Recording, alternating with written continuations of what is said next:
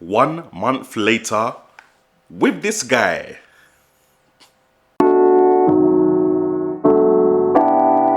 Yes, what's good people? Tech Jamo, welcome back to the channel. And if it's your first time and you find that you're feeling the content, make sure you hit the like, hit the subscribe, and hit that notification bell so you don't miss out any of the future videos. Now, just to deep you the story so far, I didn't get this from Steam. I got this off of eBay. Like, man paid basically twice the price of what it should have been because man is impatient. But the thing is working, and I really wanted you guys to know whether you should even bother keeping your pre-orders active. My one's active, isn't it? So, you know, man's still waiting for my official thing. But hear what man's saying. 1 month later, yeah, with the Steam Deck. It's been a lot, fam. We've been places. We've been Dubai. We've been playing in the car whilst I'm charging the car at the EV charging point. We've been playing on the sofa. We've been playing in the toilet. We've been playing everywhere, fam. It's mad because I've been doing it with AAA games. Imagine playing God of War on the plane, fam. It just don't make sense. Like, I never thought that would have been something that's possible. Horizon Zero Dawn on the plane, fam. On the sofa, in the bedroom, in the toilet, fam. Portable PC gaming and that Steam library that forever has bare backlog. Yo, this is killing it. This is killing it. Now, I'm gonna start off getting the boring stuff out of the way, stuff that has not changed for me, stuff that you don't need to worry about so far, and that is the buttons. Yo, my buttons are still buttoning and they've been through some abuse.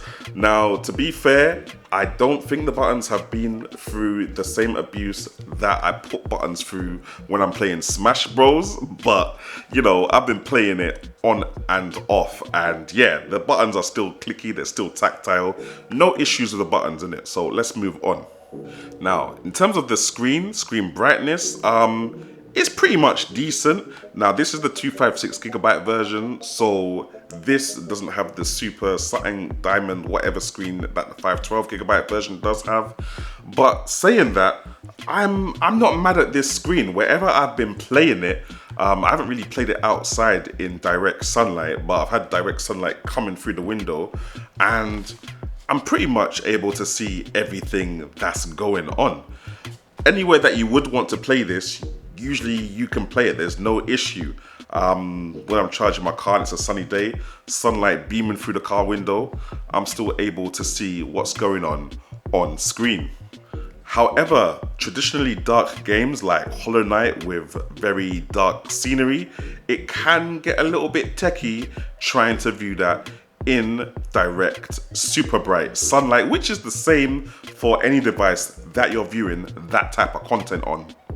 I'm very much happy with sound as well, and I didn't realize the plethora of different audio devices that you can connect to it.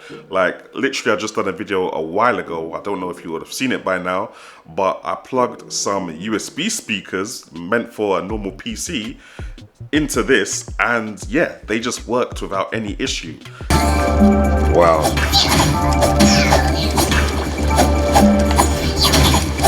Same way, I used some Bluetooth earphones, plugged them into this, connected them to this, and same way, they just worked, no issue, and the latency was really good as well. I think it was good enough to play games on, even competitive games to be honest, but I'll let you guys be the judge of that. I don't want to anger any esports warriors. I did say that I finished talking about the buttons, but there's one thing I forgot to talk about. These kind of these mouse pad buttons, I don't know. that's the truth. I don't know what's going on. I tried the game with them. I don't know. The thing is, I haven't really dived in to the button configuration thing. You know, I dived in on one game, and to be honest, making these back buttons a specific keyboard stroke was pretty much easy and simplistic to do. But in terms of using these little touch pads as a mouse, bit dodgy. It's a bit techie. It's a bit techie, but I'm sure it can be done if you jump further into the settings. I'll probably look at that in a further review when I play more games that are mouse and keyboard. Now, in terms of games that man has installed, fam, I got a 512GB SD card in there, and obviously this is the 256 version. And mostly everything that you can see here that's installed is working, and that's a lot of games, fam. Now, I have been into certain games that didn't really work. I think it was like Batman that didn't work, and there's some games that said that they're not compatible, which were actually compatible. So it's a little bit techie. I don't know how Steam's process of seeing which games work, how that works in itself. Maybe some games were originally incompatible, but with the Steam updates, they've become compatible and Steam just hasn't updated the compatibility. It might be something like that. But pretty much any game that I stick on here, if it's on Steam, it can run on the Steam Deck. Now, some of you may have seen that I was playing Kena Bridge of Spirits from Epic Games, and I was also playing SnowRunner from Epic Games. And the process of getting Epic Games onto this machine was a little bit techie, I can't lie. I had to put some stuff into certain folders. To be honest, it wasn't too techie, but because I'm not used to using Linux,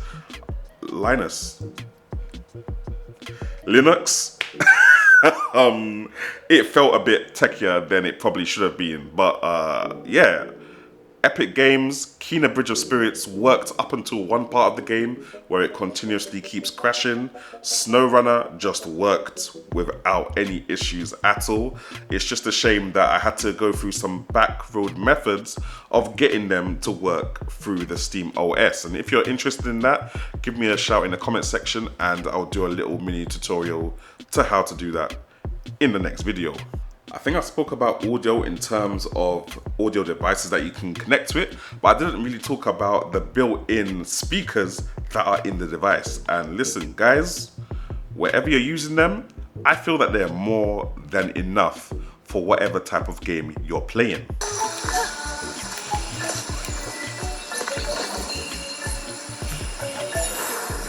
Now, one thing that I didn't get to use that much, and you know, this is whilst we're on the subject of audio, is the built-in microphone. I don't know where it is. I don't know where it is. I need to actually look into that because I haven't really played that many online games. And when I do play games online, I use Discord, and I haven't even tried to install Discord on this. So that's something else that I need to try to do. Now, in terms of power of the deck, it's quite decent. And I'm gonna tell it to you guys like this really. If a developer puts their all into a game in terms of making it optimized to run on anything, then you're pretty much good to go. Like, let's say for example, God of War and Horizon Zero Dawn, they're very big, beefy games. But on this, they can run, and you know, sometimes you can even get your 60 frames per second if you fast long and hard enough with the graphical settings. Now, if you're like me and you like a lot of 2D side scrollers, stuff like that, you're pretty much good to go. In fact, I would go as far as saying that any game that you can get on the Nintendo Switch, you can get it on the Steam Deck in a better frame rate, yeah, with better graphics. Any game.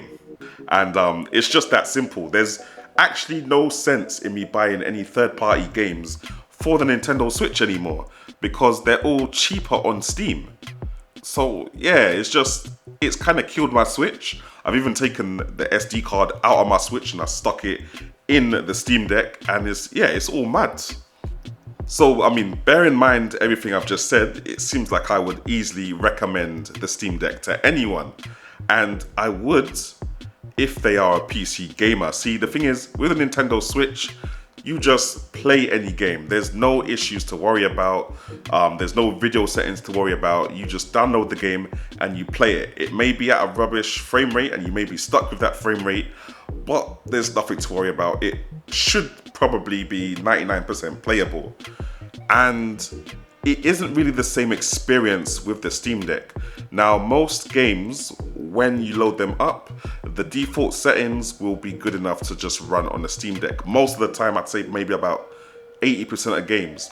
However, there are some games where you have to dial down some of the video and graphical settings so that you can get a nice, decent, playable frame rate. And PC gamers, we're used to that, we're used to tinkering with our graphical settings. We're used to, dialing down the anti-aliasing, dialing down that resolution, and just stuff like that. However, I've got lots of friends that are gamers and they can't be bothered with PC gaming because all of that is long cars. They just want to turn on the game and just make it clear, you understand? Clear straight away. But that's what you get with the Steam Deck. It is a PC at the end of the day. And it's not like I'm some kind of game market expert, but I feel like it's going to be hard to market such a console to non-PC gamers. However, it's weird. At the same time, I feel that this console makes PC gaming more accessible. There's a lot of people that can't afford gaming PCs. They can get this and they know that they can get more or less most of the games that they want to play. Now, last but not least, one thing I haven't mentioned throughout the whole video is the battery life. And it's very techie. It's very techie. I mean, it's not techie at all, really. The battery life is quite poor. I can't lie. The battery life is quite poor. It's not too bad. Obviously, it depends on what game you're playing. If you're playing God of War, you're not going to really get anywhere near the 8-hour maximum gaming thing that Steam or Valve have said that you could possibly get. If you're playing like a little 2D game now, something that's not too graphically intensive, you've got the frame rate down, you've got your brightness down at 50%, all of those battery saving tactics, yeah, maybe you can get a little cheeky 4 hours in there. Using it on the plane, I had to charge it twice. Well, I charged it once, it ran out. It was a 7-hour trip to Dubai. Charged it once, it ran out. Charged it again, it ran out, and then I just left it on charge. And yeah, no, it wasn't too bad. One thing that's good about it is that you can just plug it into a power bank. However, for it to charge whilst you're playing it, it needs to be in a 45-watt power bank, PD power bank thing, innit? So if it's anything less than 45 watt, all the power bank will do is slow down how fast the battery drains, but it will still be draining. Your percentage will never go up. Whereas if you're plugged into a 45 watt wall socket or you've got a 45 watt power bank, you can at least get the charge up whilst you're playing as well, because it's a lot more powerful. Haven't had any issues with heating. People ask me about the overheating and stuff like that. No, not me. I've not really had any issue with that kind of stuff at all. Yeah, guys, I can't lie. I'm not mad at the Steam Deck, and I'll tell you why I'm not mad. Me, I've got bare games in my Steam library. When I see a Steam sale, I buy games and I just put them in my library and I don't get to play them. Now, there's so many games that I've had stacked up there that because some of them came out quite a while ago, they play very well on the Steam Deck. And I'm hoping that games coming out in the future will be optimized to play very well on the Steam Deck. So for me, as a PC gamer and considering my type of games that I want to play, I want to get through my Steam library, this is definitely a shout.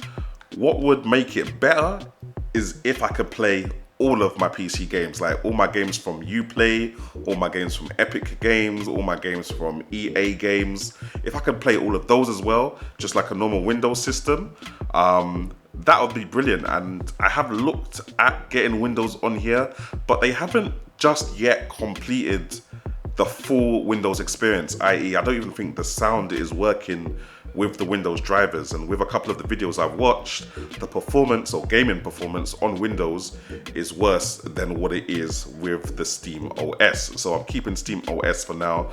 This is the experience that you guys will get if you get it straight out the box.